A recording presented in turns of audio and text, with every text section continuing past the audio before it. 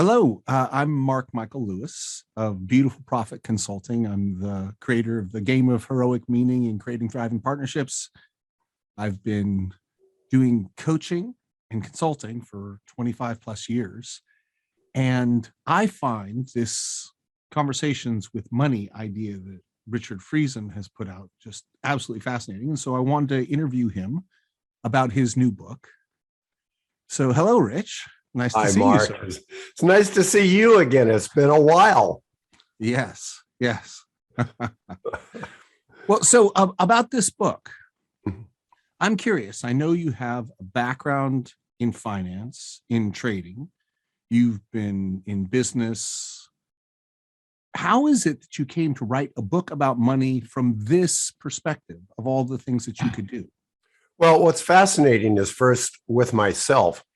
At one point in my career, I left a large arbitrage and trading firm and went on my own. And what I discovered was that I got stuck at a certain income level. The money was there, my processes were there, my risk management was there, but I was just stuck. Long story short, a voice in the middle of the night said, "Rich, you're only worth $200,000 a year." And I mean, the voice was like just talking to you now. I sat up in bed and looked around, should I reach for a weapon? Wife was sleeping peacefully beside me. And I realized it was a voice in my head. Mm-hmm. And the emotional impact was I realized I was done with that voice. I went to the exchange early. I waited for the doors to open because I was so early, and I took the best spot in the trading pit. And when the bell went off, I had to fight for the spot because the guy who was always there didn't appreciate me being there. But I went berserk. I traded every series, and I went on to make many times my original limit. Then when I started building a trading firm, I'd have traders who would make so much and then stop. Opportunity, skills, risk management, it was all there. And so as I've moved into my coaching practice, the biggest surprise has been people are not able, not willing, can't visualize themselves as successful. That their survival mechanism says, wait a minute, we don't know about being successful.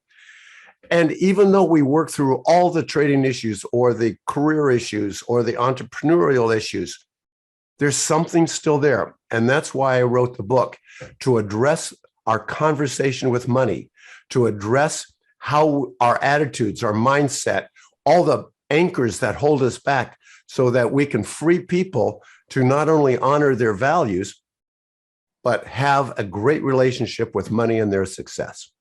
Mm-hmm.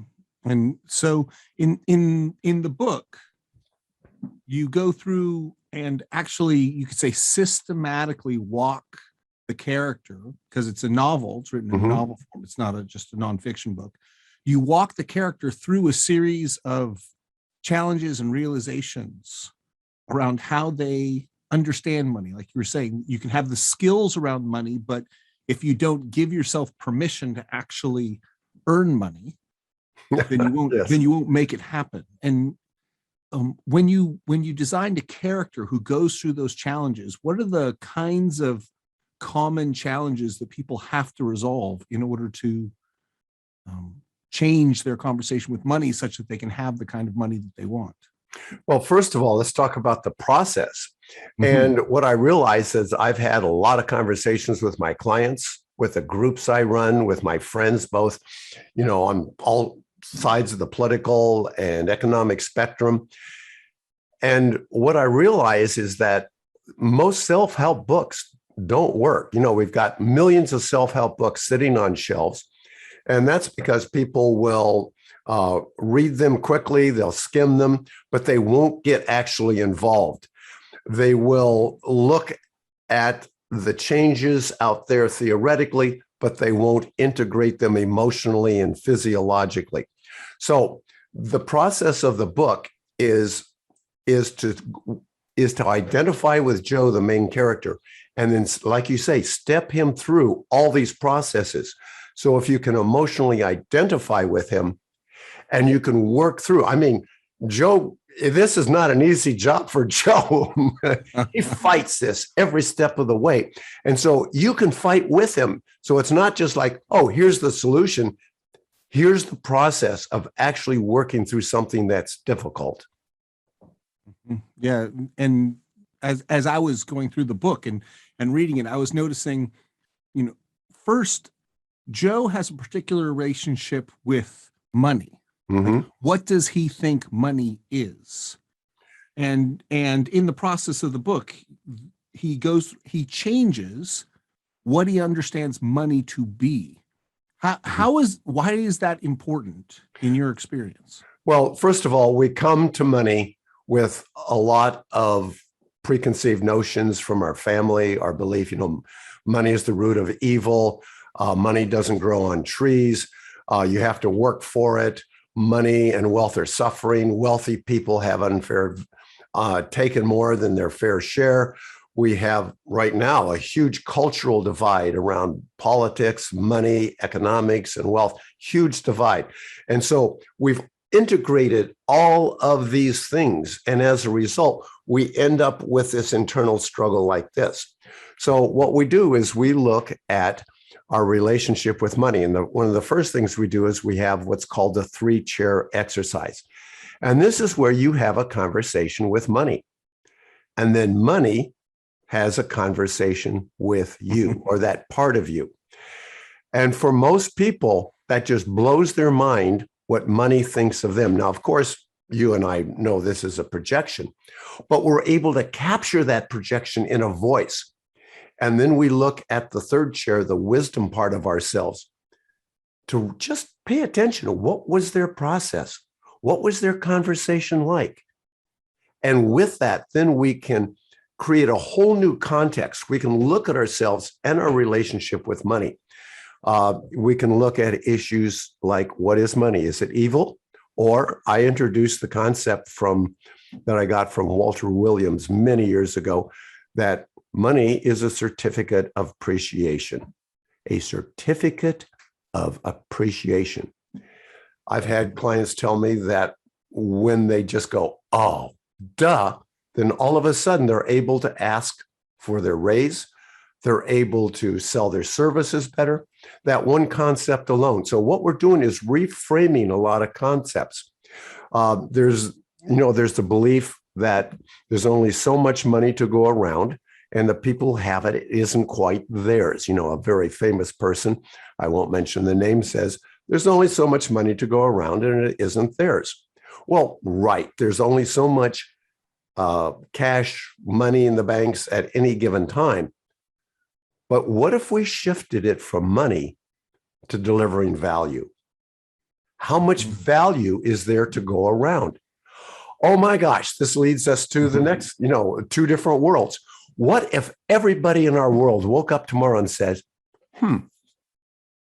how can I deliver value to my family, to my community, my employer, my employees, my clients, my community at large?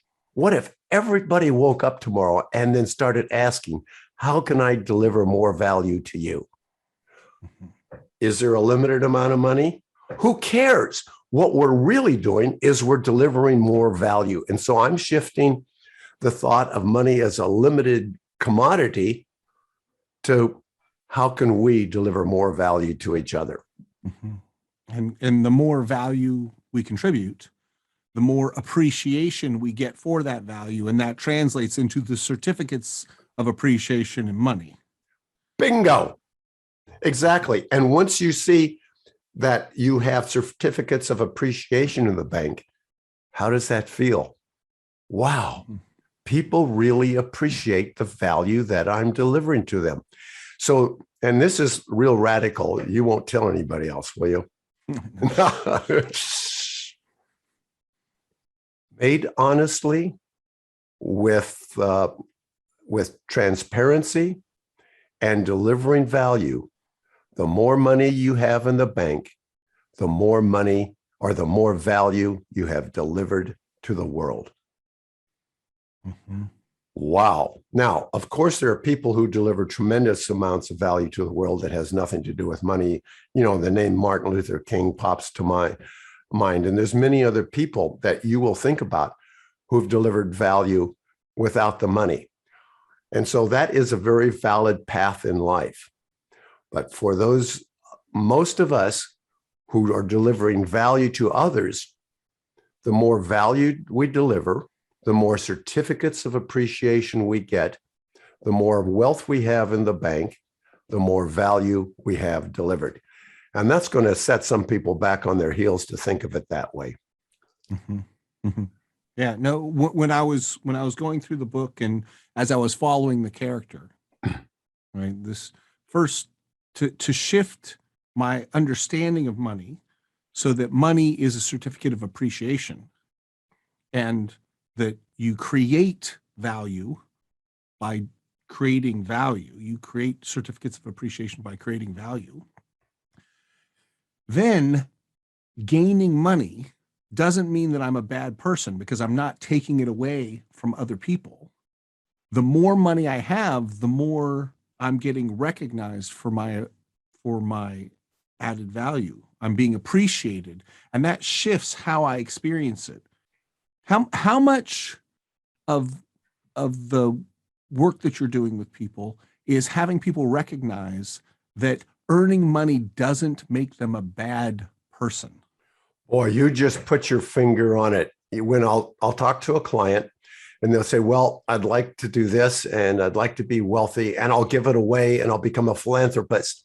For me, that is a huge red flag. Now, there's some real value to philanthropy. I love philanthropy.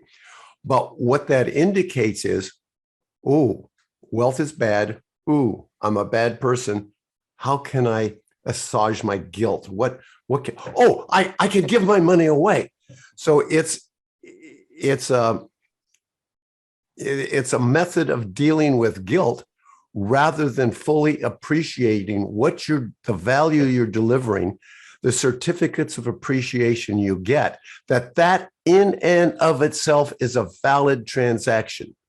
Now, when you're wealthy, of course, then you can say, how can I make the world a better place? In addition to already delivering value, are there other ways that I can do it?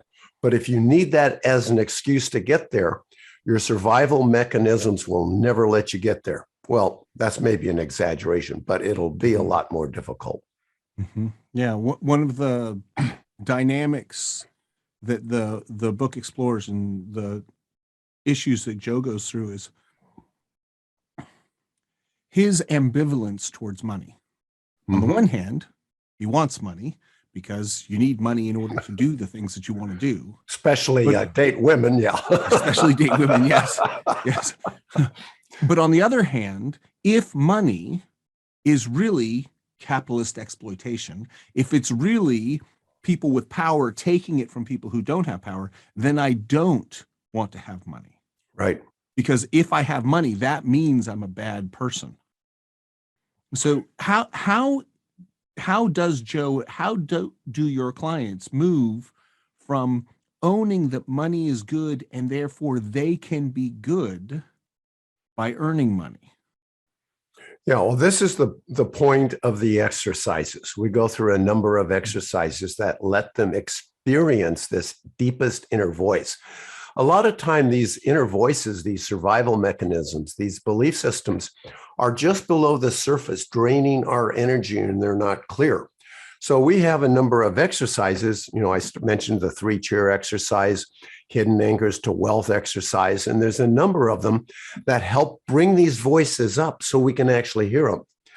We have one exercise, it's called the Golden Keys, and the Golden Keys says first is awareness. We listen to the voices. We listen to all the voices. Secondly, we accept them, that they have a positive intent for our life. That these voices originally were created to help us.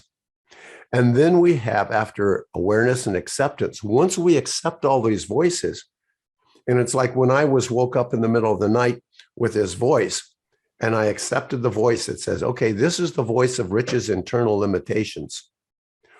Then I said, from that place of awareness and acceptance, then I can say, okay, now, what would I like? And that then becomes powerful because we're not fighting the old beliefs. We're not fighting our identity. We're not fighting our old systems.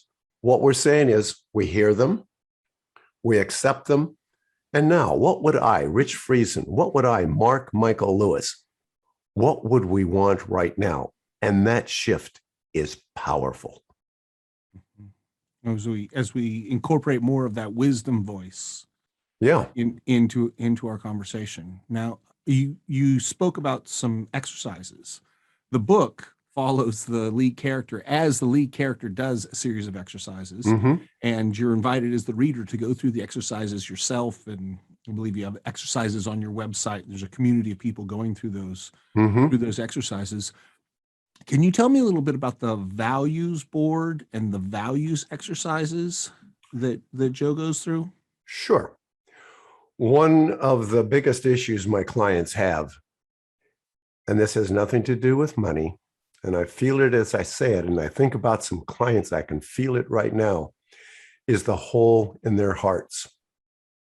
There's an emptiness of love and appreciation they maybe didn't get when they were children. There's a lack of self-worth and valuing themselves. And so there's a number of avenues you can use to anesthetize yourself against that pain. Drugs and alcohol is one. And another one is to try to prove to the world that you're okay, that you don't have a hole in your heart. So we have this hole in our heart, and then we use money and wealth and success. And we work hard, we climb the corporate ladder, we go into the financial markets, we invest, whatever it is.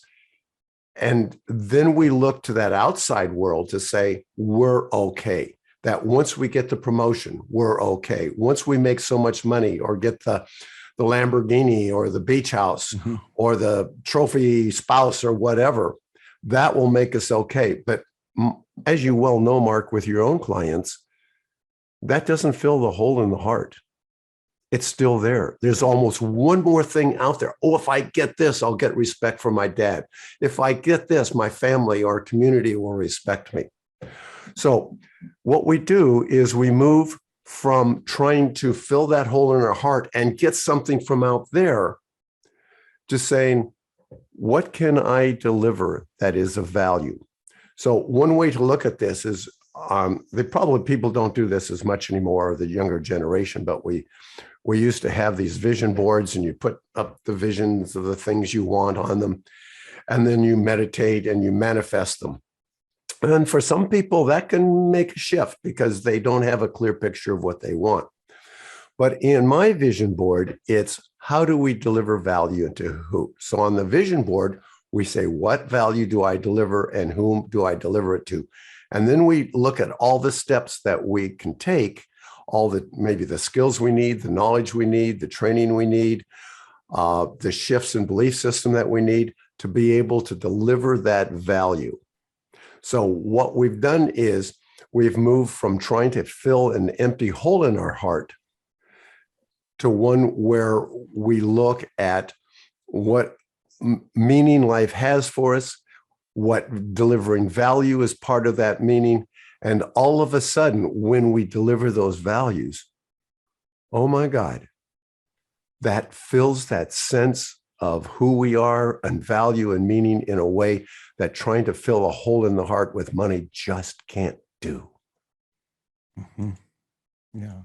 And as you were saying that, it's this, I'm feeling a shift from like, what can I get from the world that makes me complete? Right. To what do I bring to the world that in the bringing of it gives me value? And the more I do that, the more I focus on the value that I'm bringing, the more I bring value, the more certificates of appreciation I can get, and the more I can actually enjoy them. I can accept them rather than limiting myself, because the more value I give, the more value I can receive. Is that right? Boy, you just articulated it really well. So if there's one thing people can get out of this interview, it's exactly what you said right there. Mhm. Cool. Okay. So coming back to, you could say how people think about money, right? Mhm. You talk about the one pie model Mhm. versus the many pies model. I'm Mhm. wondering if you could say something about that. Sure. One pie model is ingrained in most of us. There's only so much money, and some people have it, and it's distributed unfairly. Again, that looks at money as a thing out there. And if we look at money as a certificate of appreciation, then all of a sudden there is not one pie. We can contribute. If everybody woke up tomorrow morning and says, how can I deliver more value to my family, my community, my employer, my employees, my clients? If we all woke up tomorrow and did that, can you imagine how much value there would be in the world? Mhm. So this is my invitation.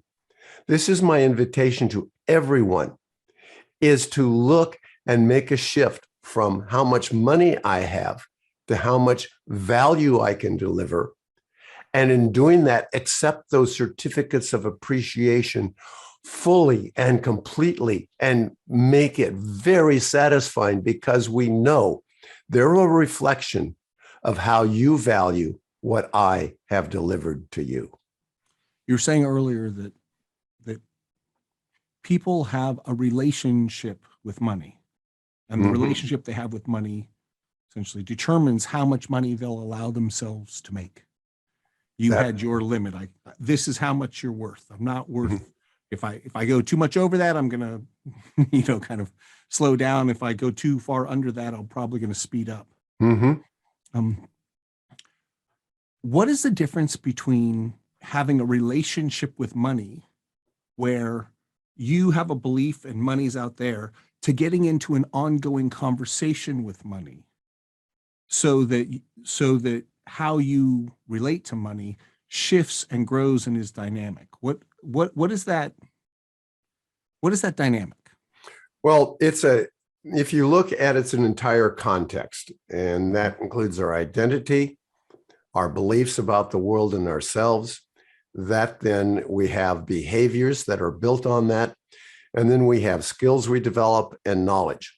So if we are in one context and this is, I mean, even successful people and clients who come to me, underlying is a belief of not being worthy, and there's guilt. And sometimes they're like this, and then kaboom, they will self-sabotage in order to match the identity that's deep. So what we do is we look at this entire context.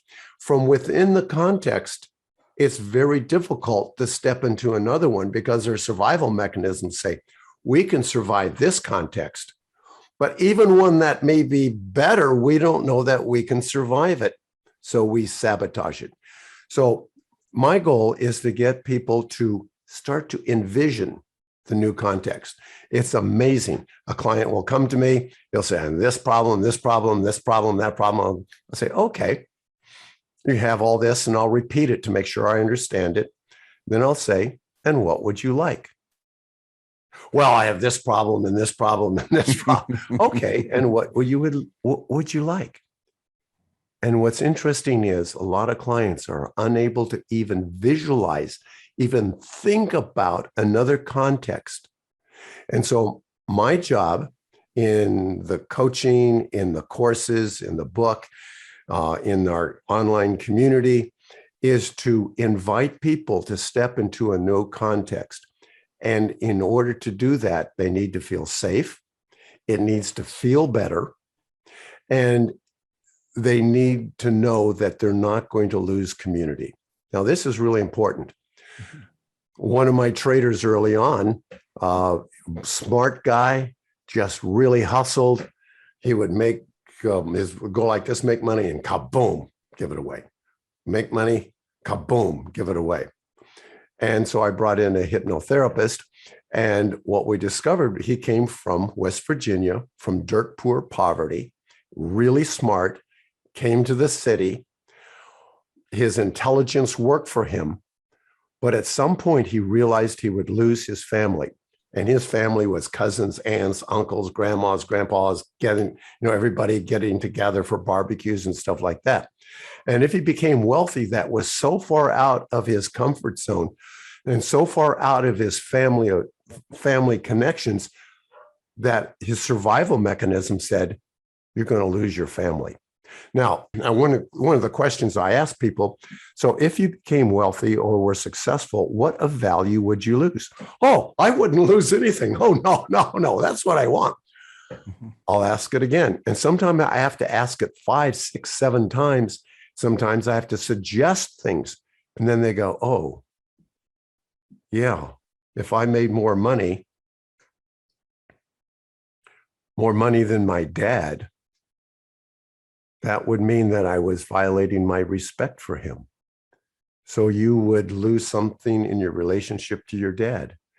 Yeah, because he worked so hard.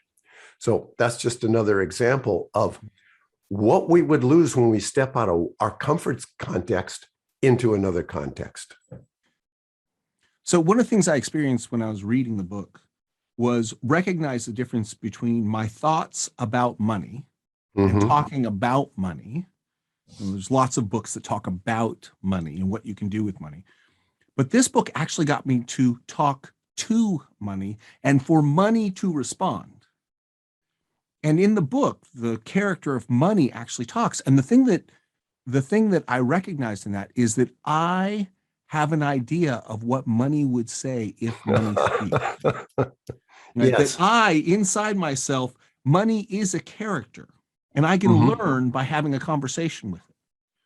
Now, similarly, in the 3-chair exercise, you have people and the character talks with wisdom. And there's a wisdom that's separate from who I am.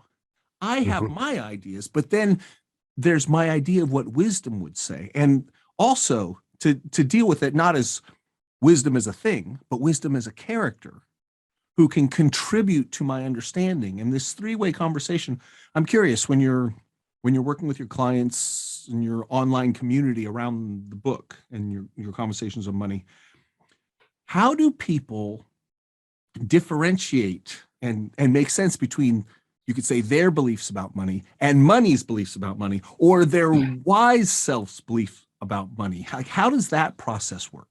Well, this is what's really interesting, as most people listening to this might think this is slightly crazy. But with my voice and with my understanding of the positive intent of each of these voices, my awareness and my acceptance of all the parts of those, these are voices that just long to come out. These are voices that have been not listened to. And my invitation, sometimes there's just a heartfelt outpouring to be listened to for these different voices, these different parts that were created at different times in our life. And when we do this in a group online, in a Zoom group meeting, truly amazing that even in a group meeting where you don't know people, these voices will come up. And what's interesting is other people who have these voices that haven't been heard, those voices will come up and there will just be an outpouring of all these old beliefs and struggles and stresses. And all of a sudden, they have a voice, they've been listened to, they've been told that we understand they have a positive intent.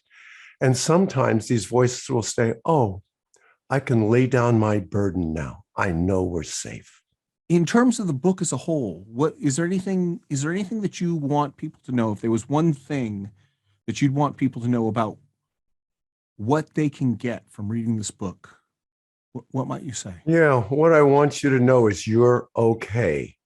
That all of the old voices inside of you, all the old struggles, the beliefs that no longer serve you, that it's not, there's no judgment. It's just a discovery process. And by understanding that all of these parts, these voices, these struggles, these judgments we have for ourselves, that they all have positive intent. And once we understand that positive intent, we can then say, how can we express that better? How can we live in a relationship with ourselves, our families, our communities, and our finances, and bring rapport to all of them in a way that we can just move forward with all the energy that we have? Mhm. Okay. Well, thank you, Richard. Well, thank you, Mark. You are very provocative, and I appreciate the time and the great questions. And I look forward to following up and doing it again. Great.